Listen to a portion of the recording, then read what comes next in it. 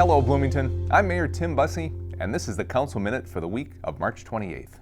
On Monday night, the City Council moved forward with changes to how we conduct the public comment period at each of our council meetings. We had a good discussion over the course of a couple of meetings and heard feedback from residents at our March 21st meeting. The Council took those discussions and comments into account and ultimately voted 7-0 to move to the practice of council listening sessions prior to each of our council meetings. I want to take a minute today to talk about what the changes will mean and why we did it.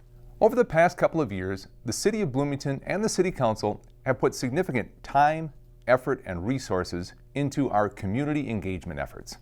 We've done this because a few years ago, the Council made a commitment to improve the transparency and engagement in the work that we do. We've made good progress on both fronts. From a transparency perspective, most of our city meetings are now televised. Our city website includes more detailed information than ever before on all topics. I do these weekly videos, and our Bloomington briefing continues to be an outstanding resource. More information is available, and there are more ways to find it. Regarding community engagement, I'm very impressed at how successful we've been over the past 2 years despite the pandemic.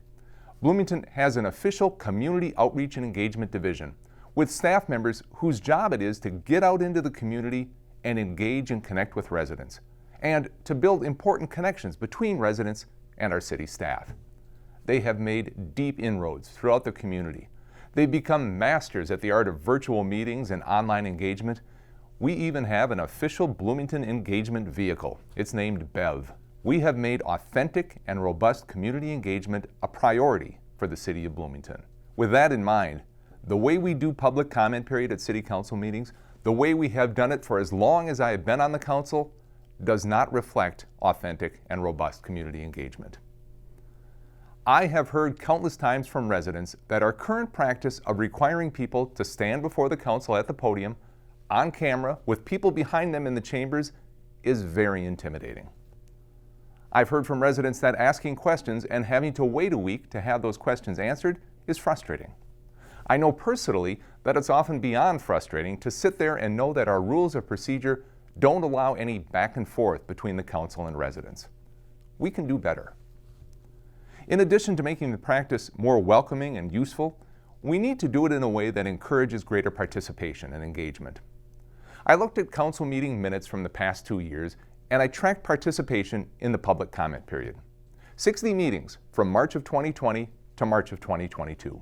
I wanted to get a sense of how well we're engaging and connecting with residents through public comment. Since March 20th, 2020, we've seen 183 interactions as part of public comment period. That's both in person and on the phone. In those 2 years, 8 people accounted for 86 of the 183 public comment period interactions. That's almost half among 8 people. That's not good public engagement. We can do better. It's also worth noting the first part of our public comment period is an opportunity to respond to the public comments from the previous meetings, to answer questions, clarify information, or to respond in some way. In those 60 meetings since March of 2020, half of the time there hasn't been anything to respond to.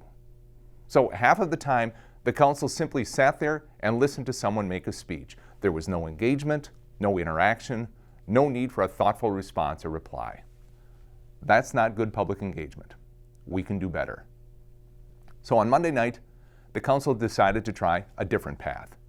Through discussion and with input from residents, staff developed guidelines that will form how we do Council listening sessions. Now, I'm hopeful that the 2 biggest changes will encourage more people to participate. First of all, and most importantly, the listening sessions will be set up as conversations between residents and the Council. We'll allow for back and forth, for questions and answers. We want to make it a discussion rather than a presentation to the Council. The second significant change, moving the listening sessions out of the Council chambers and into a separate conference room, will definitely make things less formal and less intimidating for residents. Some additional nuts and bolts details: the listening sessions will run from 5:45 to 6:15, with Council meetings now starting at 6:30 p.m. The listening sessions will be held every Monday when there's a regularly scheduled Council meeting, and will continue to make a call-in option available for residents who can't make it in person. We're going to ask, but not require, we're going to ask people to pre-register. That's to make sure that if people have a specific question, we have the right staff member in the room who can answer those questions.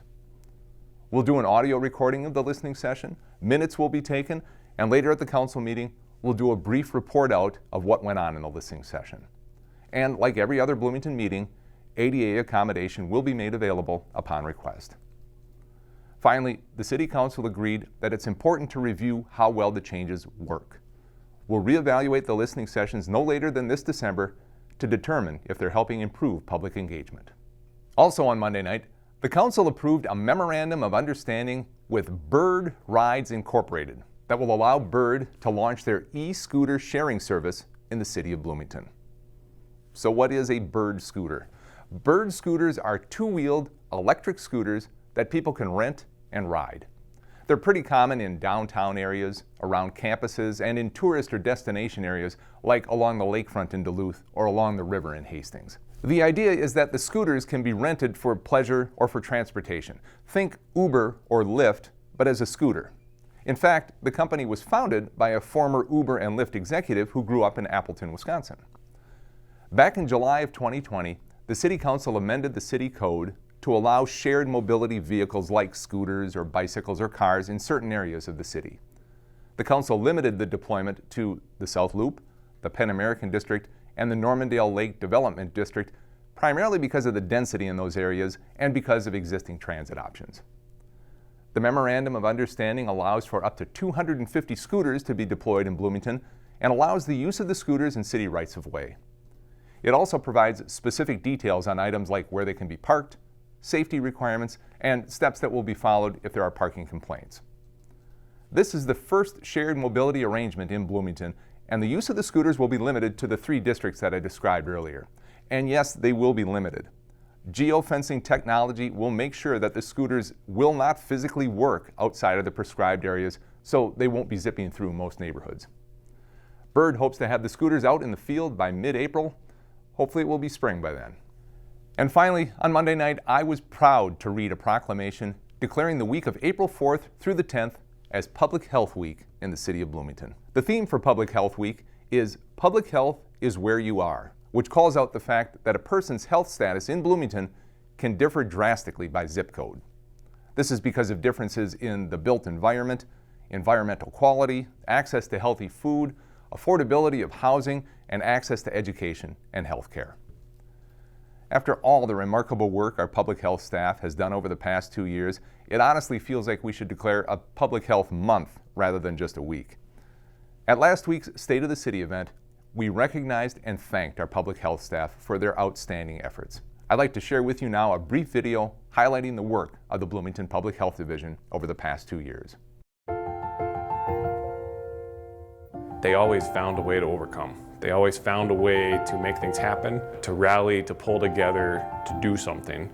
A pandemic comes along and you have to pivot, you have to shift.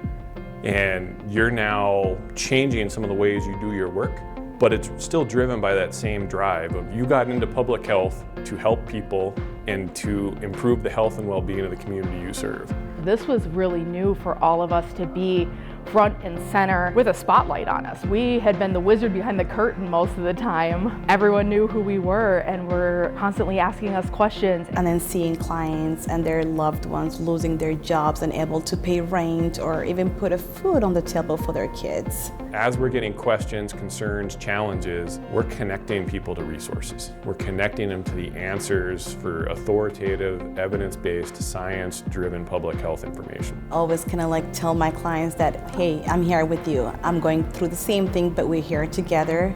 COVID has constantly thrown curveballs at us this entire time. I feel like I'm a better public health professional after all of this. It's been stressful, it's been heartbreaking, it's been emotionally and mentally draining. We've had little wins here and there, and they always seem to come at the perfect time. We started January of 21 doing vaccinations. We've done a little over 130 clinics, a little over 20,000 people vaccinated. We had a huge team that was working on those clinics. So neat to be a part of it. We had our own staff from all different areas of public health, not just the clinic staff. We had our fire departments. We had partners from the city of Edina and Richfield who also came as volunteers. It was not uncommon for people to cry at our clinic.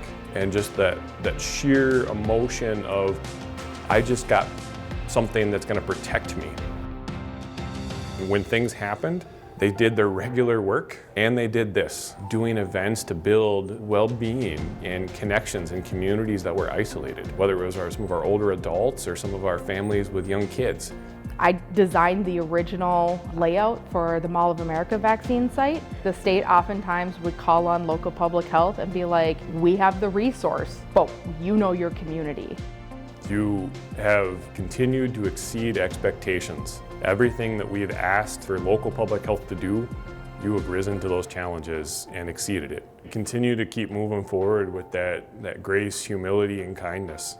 I would encourage every single one of my colleagues to take that time to find joy and rest. Then let's get back together and let's show up for the community again.